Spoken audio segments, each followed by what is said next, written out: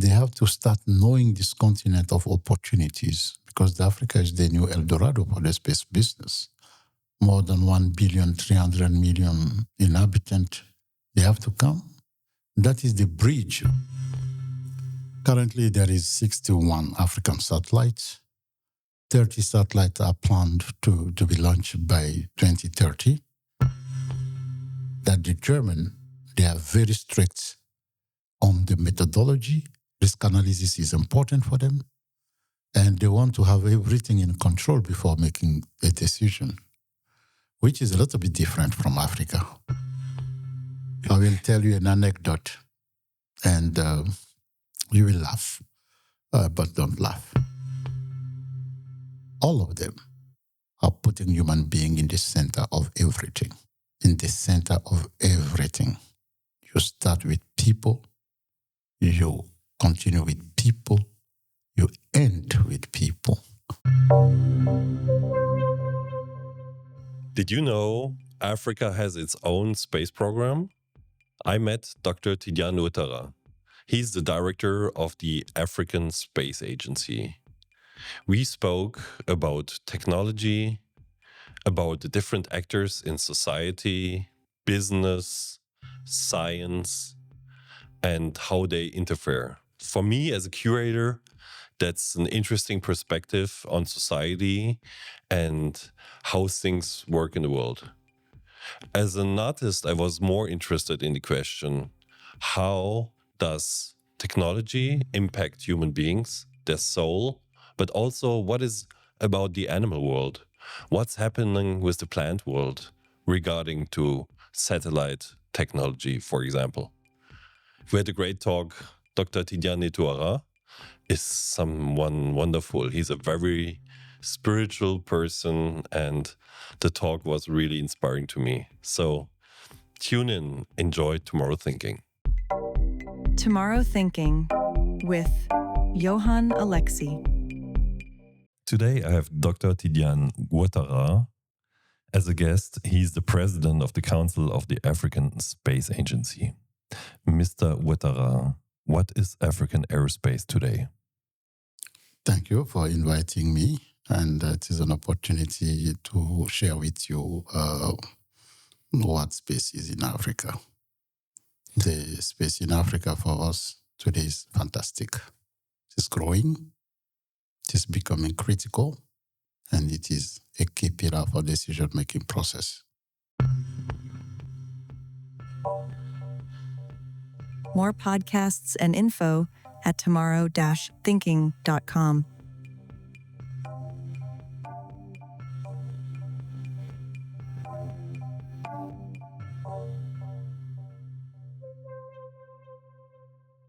How is that working? How many countries are involved into the program?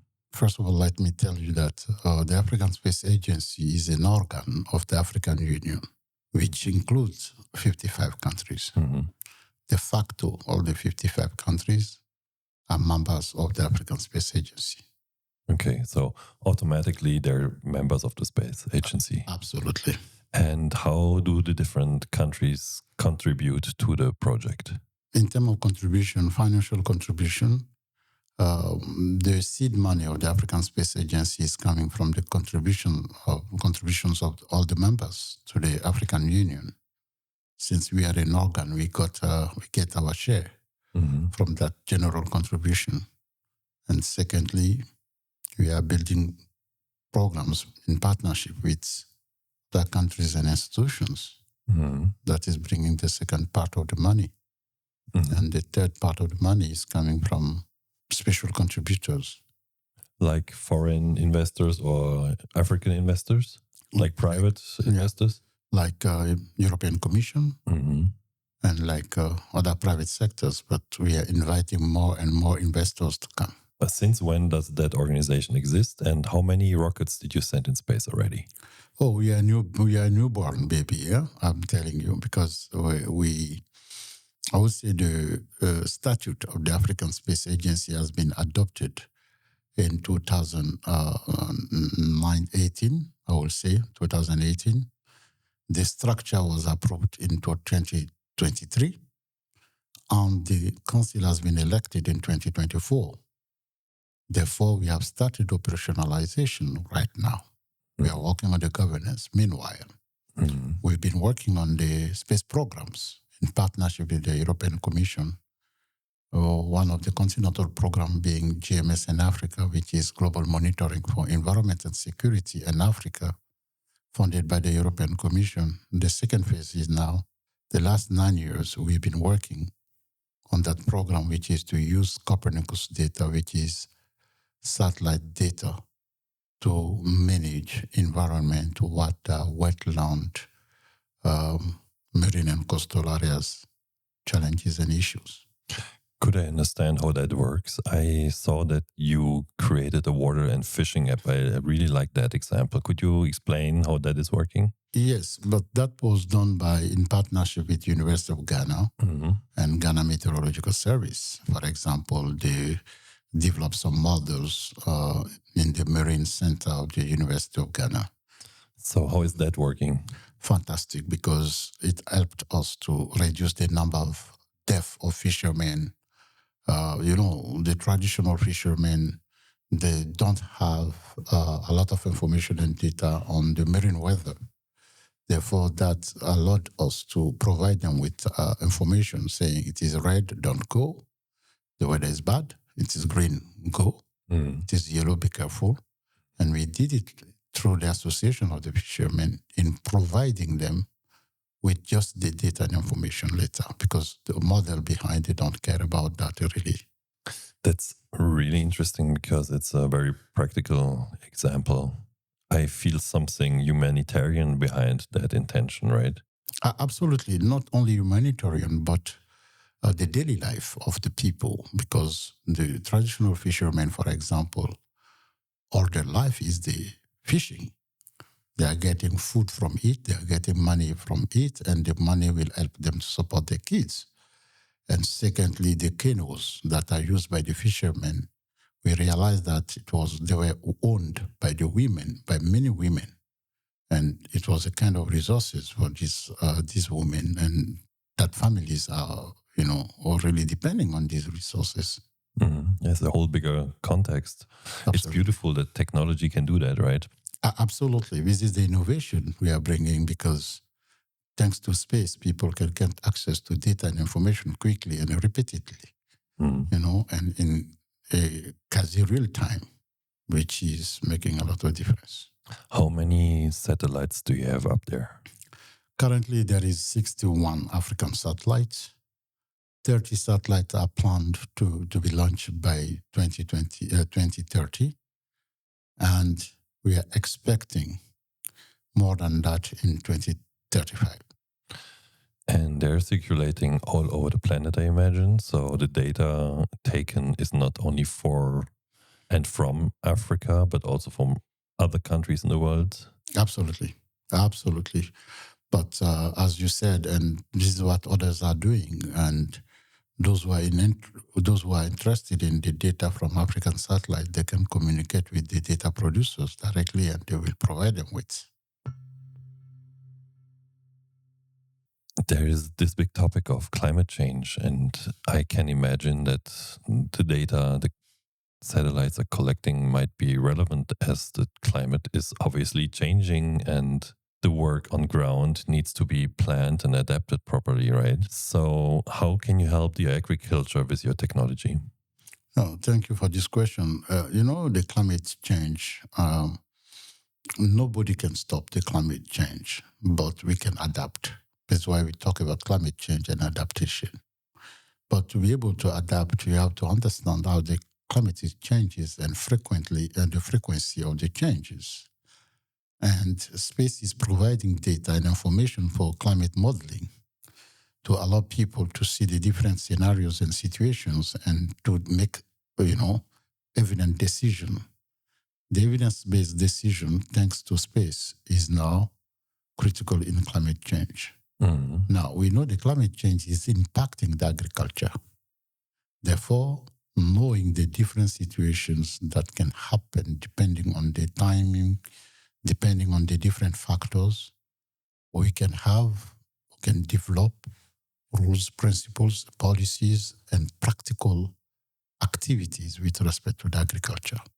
In addition to that, space itself directly contributes to agriculture. For example, you have some drones combined to satellite data that can guide you on where you can irrigate, where you can expand or use fertilizers, where you can use what kind of water, what quantity of water. Space is guiding a lot agriculture community, or I will say the farmers, to make sure that they are increasing their productivity. So how is this working? Can I imagine that the satellites send directly the data to the machines of the farmers, or do the farmers do like long-term planning with the seeds and the work plans, etc., based on your data? No, the farmer has to work with the expert in space. The farmer doesn't need to be an expert, but the space is producing a service. The farmer, for example, can say, okay, I'm realizing that in my farm, some part are the plants and the vegetables are healthy, but in the other areas in the same farm, things are not working very well. I think we need fertilizers, but I don't know really what quantity. I don't know what kind of superficie, until what extent. Then the space expert will come and provide him with the information he need or she needs to use the fertilizer properly and appropriately. That means the data is one thing, but then there's this service to provide the information, how to apply it in your business as a farmer, for example. I suppose it's already implementing a lot of AI.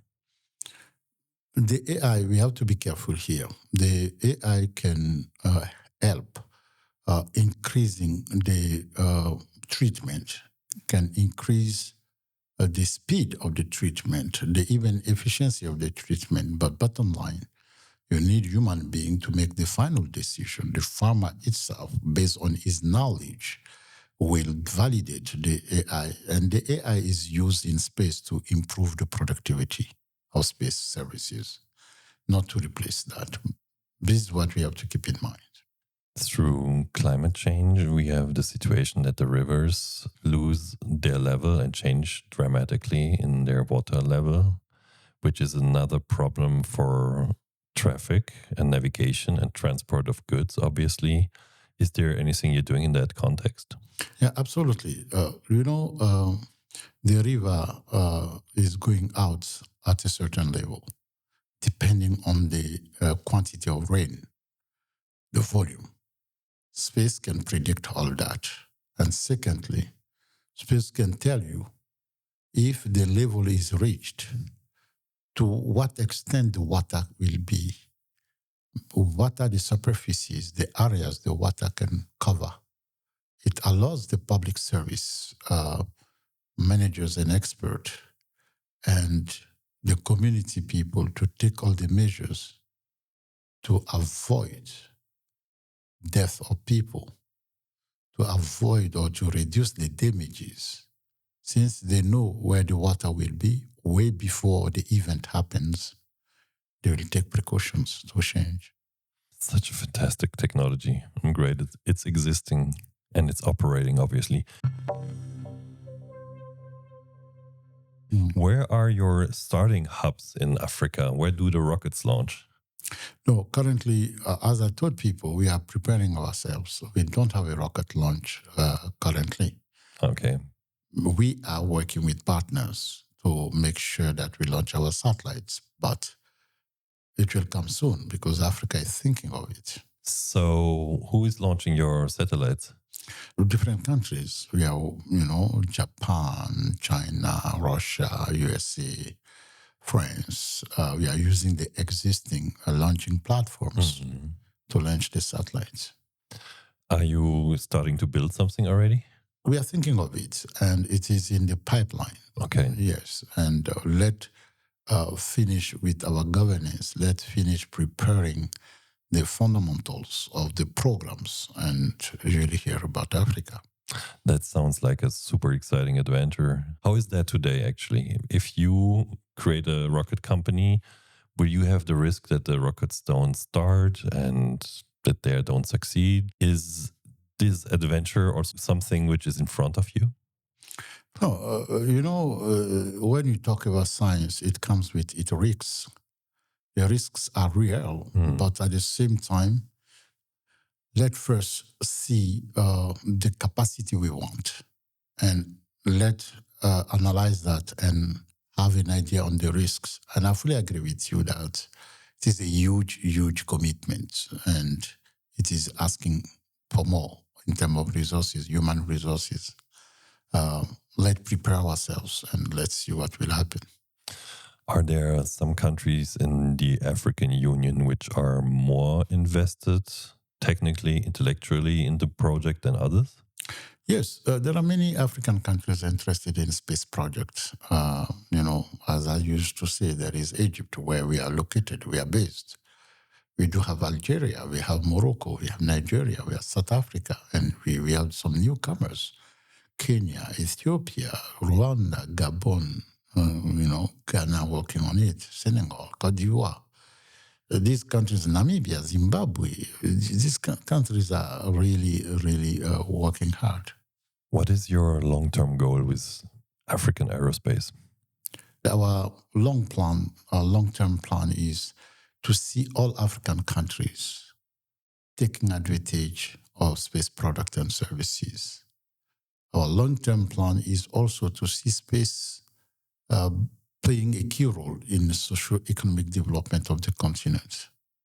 Our long-term goal is also to see Africa developing the critical human capital resources, because that is important. You have to have people to do the job. Let's train a lot of Africans. And the last one is to have a kind of harmonization of the regulatory, which will help space activities to be done in different countries by several or different stakeholders. I hear you, and I have the impression that this whole project is also a question of power in the global game, right?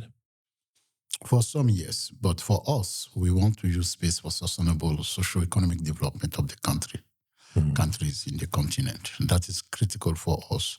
We know some countries are using it for other purposes, which is not really our purposes. How is the interest from the universities and specifically from the young population in Africa for this kind of science and business? Johan, I will tell you, innovation is coming from only two entities. Academia, that trains people, that does research and development to address citizens' needs, and the private sector, which uses the people trained by the academia and which transforms the result from the research and development to service on the market, to product on the market. You see, these two are in the middle of the game, and the young people are the critical human capital that will run the academia and the private sector. Do you have, like in Germany or elsewhere in Europe, hubs who invigorate this idea between science, academia, and business? In Germany, we have Unternehmertum, which is in Munich, which is a very big hub between university, science, and implementation and startup. Or you have the Steinbeis University. Do you have something similar, which is trying to enable that connection? Absolutely. This is a very good point you are raising, because we are relatively new in the space arena. We are learning from others, and we want to build on the success stories of others. This is an example. Create a kind of incubator. Create a kind of startups that will bring all stakeholders together to create the ecosystem of startups. Because in Africa, we are just starting. You do have a few companies, you do have a few startups. Let's make sure they are numerous. Let's make sure they are mature enough to be able to undertake big initiatives. Where are the tech hubs in Africa? South Africa, Egypt, to some extent, have demonstrated, the capacity of tech hub. When you look at Nigeria also, you can be surprised. The rate of researchers publishing in Nigeria is higher. And you also have Algeria and Morocco. What I just want to say is some countries like Kenya and Rwanda are coming on board on that, which is very, very, very interesting. Do you have like a technical or business-oriented relationship to Europe? First of all, we are an organ of the African Union, and the African Union is the intergovernmental body. As a space organ of the African Union, we just implement the decisions of the African Union. Mm-hmm. We provide them with the space component. And therefore, our relationships with European Commission, with any other entities around the world, is aligned with the African Union relationship and priorities. Is there anything you can propose to German companies? The only thing I'm proposing to German companies is to come to Africa. Most of them don't know. And secondly, they have to start knowing this continent of opportunities, because Africa is the new El Dorado for the space business. All is to be done. As I said, 30 million square kilometers, more than 1,300,000,000 inhabitants. That will be 2 billion inhabitants in 2050. It is a huge market. They have to come. They have to start knowing Africans and vice versa, Africans knowing them, because Africans also don't know them too much. That is the bridge we should start building together. It's also a cultural question, I imagine. Absolutely. There are several cultural elements we can take here. Doing business in Africa is different from doing business in Europe, and particularly in Germany. If you want to do business in Africa, you have to go and learn how they do business, who they are. It is important, and the who include the culture. I'm not saying the names.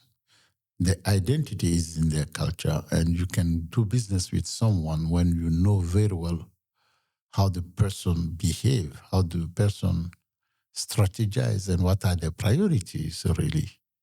And this is how you develop sustainable relationship.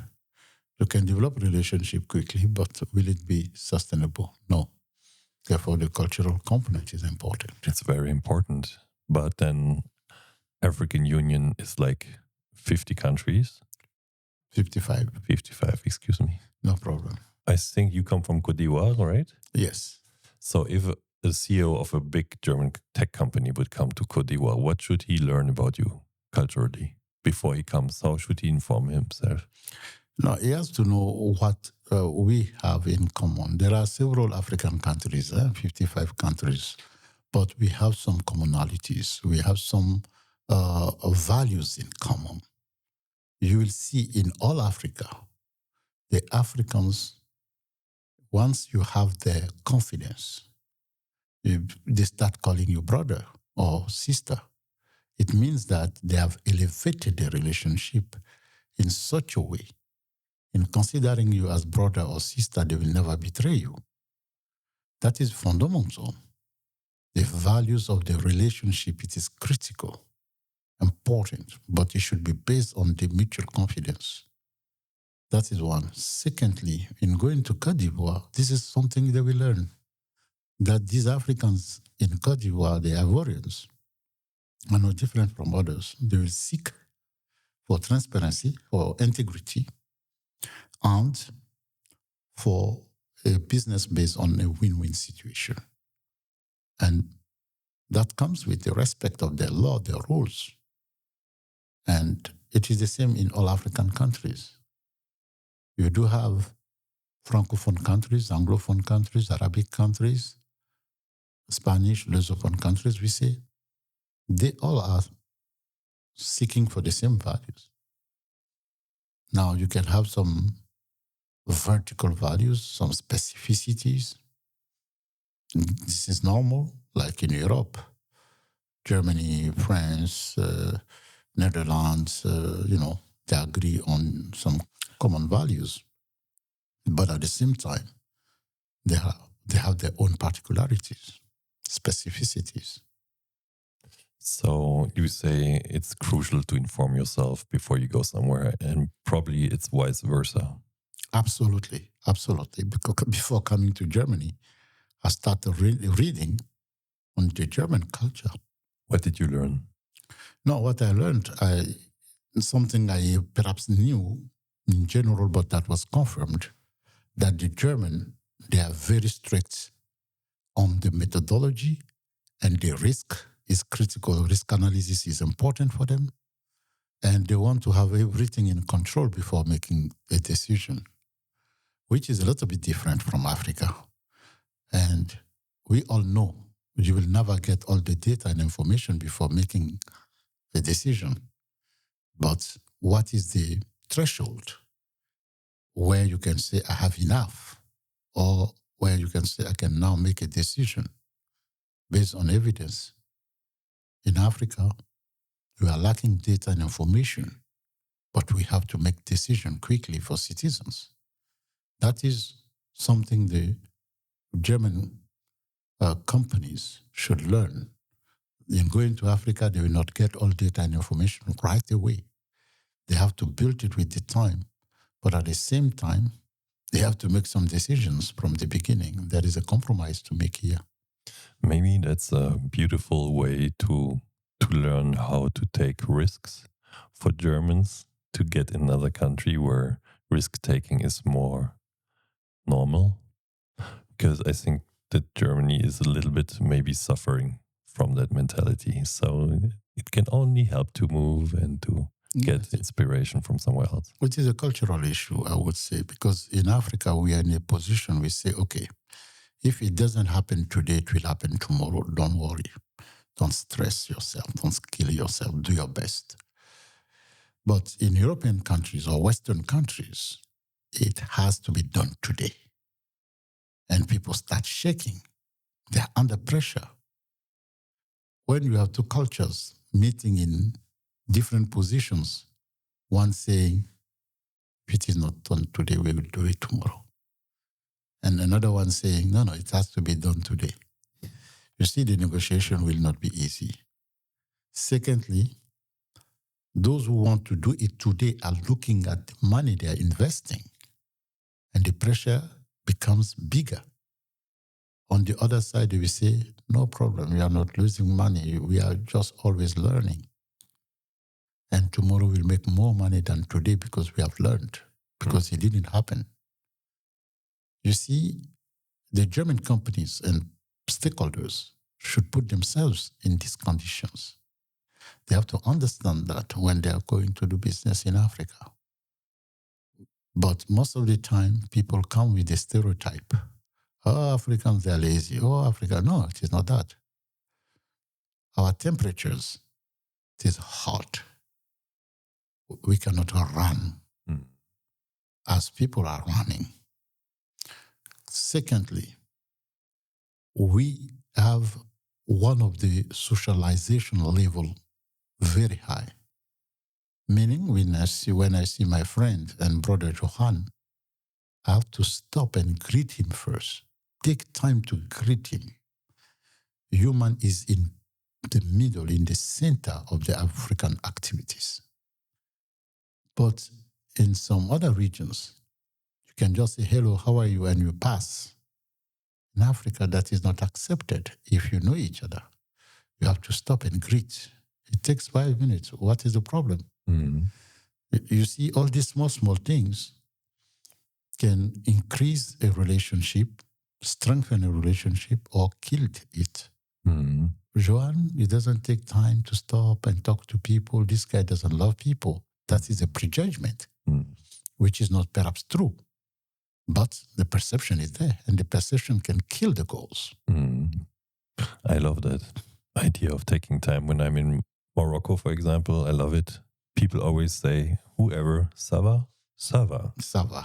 Well, And that's enough. It's beautiful because it creates a very warm atmosphere around your heart and you feel connected with people. And if you're a stranger, you're totally accepted. absolutely. It's really beautiful. I miss this here a little bit in the center of Europe. Absolutely. Yeah. You're right.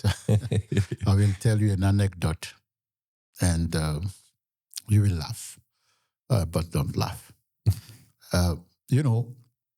Some African brothers coming for conferences in Europe, they arrived and they had their conference. But from the airport to the hotel, nobody picked them. They find their ways to get there. And during the conference, they had to pay for their lunch, their coffee. That was the concept of that conference anyway.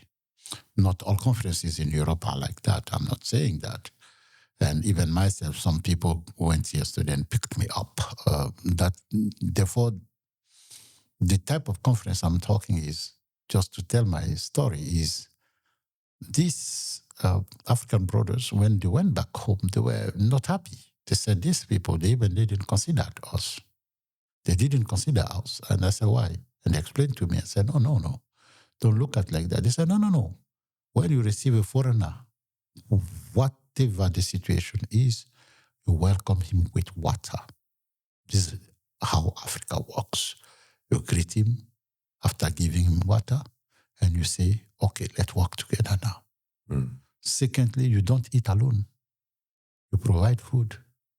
This is why all conferences in Africa, you'll see it is full of food, and people are taking time to go and pick their partners up from the airport. It is not because they're spoiling money. No. It is because it is the culture. This is how they feel better. I wish we could have a lot more of this here in Germany. But there's places like here at Baby Woogie where they take it really well with food and attention. And absolutely. Lovely people. Yeah. Since yesterday, I've been in very good situation. They picked me up. They brought me to a nice hotel. I ate well. This morning, it was the same thing, coffee here and there. I cannot complain. Not all are like that, but these are small things, an anecdote. Cultural differences. You worked and lived, obviously, a long time in Canada, right? Absolutely. What did you do there? First of all, I went to Canada in 1994 and for studying.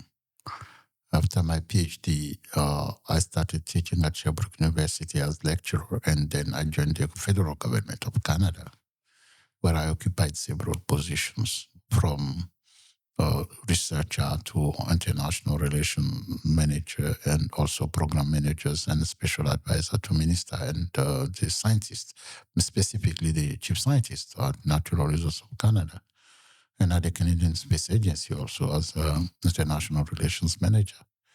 Yeah, these together are very good experiences of my life. And then you moved back to Côte d'Ivoire. No, I moved back to the African Union. Okay. As coordinator of the African Space Program, Water Space Program. Côte d'Ivoire being my native country, okay. I'm going there regularly. Every year, almost I'm there. I know that family also plays a major role, and it's a total different concept of family in your purpose and culture than in Europe. Can you explain a little bit what is the role of your wife for your well-being and the whole understanding of family? I find that really interesting. Yeah, my wife is my partner for life, for sure. And as I was saying, when you get married in Africa, you are not married. It is not a marriage between two people. The families are married, meaning your wife's family becomes your family and your family becomes her family. And her family members can be a kind of resources for you when you need them, and vice versa. This is why you are not alone. And in my case, coming back to Africa, my wife was instrumental and critical in my decision, because she was the one who was taking care of my kids when I'm away. She was the one who accepted that coming back to Africa, I can imagine, in Canada, I was in a very good situation, financial situation, advantages here and there. But I made the decision to come back to Africa. which comes with the famous risks we're talking about. I lost some money in terms of salary, in terms of advantages, but my wife was there to support me. But at the same time, she knew that it was part of my ambition since I explained to her. She knew that I would be happy. The happiness of her husband was her goal. It is beyond my wife also because I received support from even my mentors and coaches. Who are your mentors and coaches? My mentors and coaches are from various areas. They are black and white, because in Canada, I work with white people. They didn't know my parents, but they were judging me based on the performance, based on the professional commitment and professional achievement.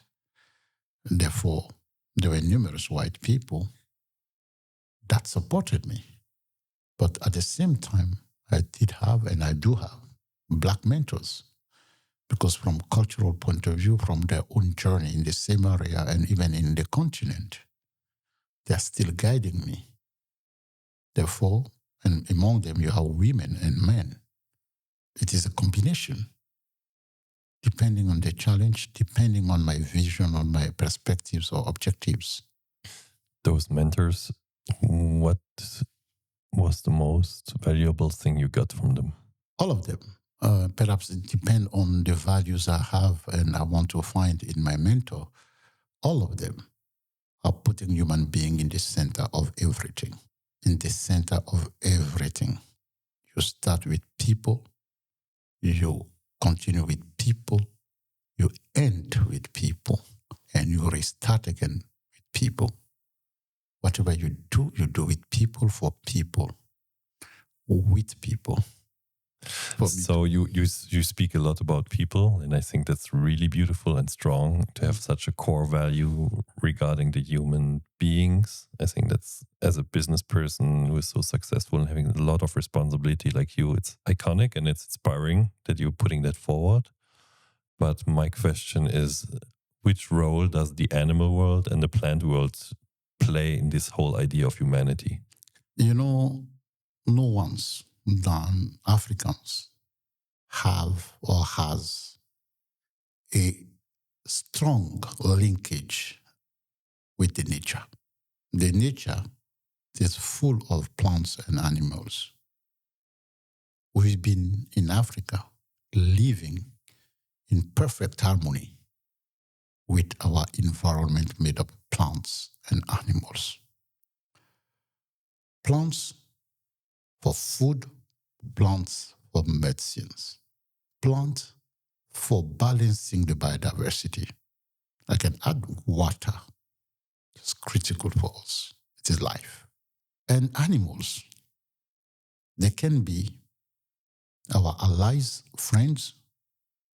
They can be also our enemies, competitors, fighting for the same things, or they can be source of our food. But whatever the situation is, we Africans, we think that you have to balance the exploration and exploitation of the natural resources made up of plants and animals. You don't kill for killing. You kill to eat, or you kill to just protect if needed. Let's say you don't kill the lions because you want to kill the lions. You kill the lions if the lions are coming on your territory and impeding you to survive or are threatening your cows, your goats, etc. Or when you go hunting and you have to defend yourself. This is why for centuries in this continent, nature was not unbalanced. The biodiversity has never been an issue. But when came the time when people started killing animals, they were not Africans. They were using Africans to kill them. They, I would say, encourage and change the mind of some Africans in telling them, you can do that, you can have more money. Be plants, be animals. We started cutting our wood. We started destroying our waters with chemical pollutions. We start killing our elephants because of the ivories. All that to get money. Nowadays, countries are fighting against that. Do they have the means to completely stop that? No. And we have to teach our people in the urban areas, because in the rural areas, they are still living in harmony with plants and animals. For me, every time I go back to my native country, I even don't spend 2 days in Abidjan, the capital. I want to go for the resourcement in my hinterland, where I was born, where I'm really, really comfortable when I find my nature. And it may not be the same for those in the urban areas because they were born and growing there. Therefore, it may be nothing for them. For me personally, there's a balance to find between human and the utilization and consumption of nature made up of plants and animals. Now we are speaking about the artwork, Truth is Capital, which is here on the wall. We're talking about the work Truth is Capital by Johan Alexis. He's using pigment and binder as technique. And you are in front of this huge red painting, and it's basically a red surface you're diving into.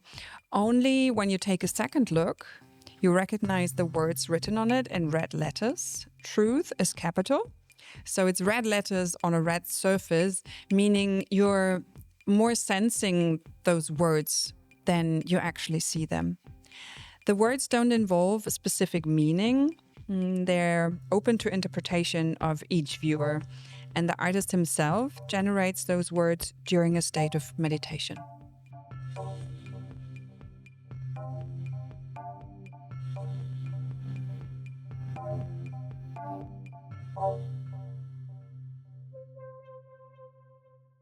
What do you think about it? Truth is capital. This is what I was saying. Truth is you have to be yourself first. Truth doesn't start with what people say. Truth starts with yourself. Be yourself. Secondly, truth is to be able to appreciate what people are doing and saying around you without frustrating them. Respectfully. You have truth. It is to be aligned with your values, but at the same time, to know that we are living in a community where the truth is they have also their own values you have to respect. Truth is being capable to live with your values, but respecting the values of others, reaching your goals without removing to others what they want to achieve. Truth is the reality of our world, be at local, village level, at national level, country, regional level, region of the continent and continental level, is to be able to live in compromising win-win situation. This is what, for me, is the truth. Nobody wins, nobody loses. Truth is critical and capital. Thank you. What an amazing talk. Thank you so much, Dr. Tidjane Ouattara. You're welcome. It was a pleasure. Beautiful. Thank you. Thank you very much. Tomorrow Thinking with Johan Alexis, a podcast developed in the context of the BBUG Fellowship. Producer, Malcolm Gumpf. More podcasts and info at tomorrow-thinking.com.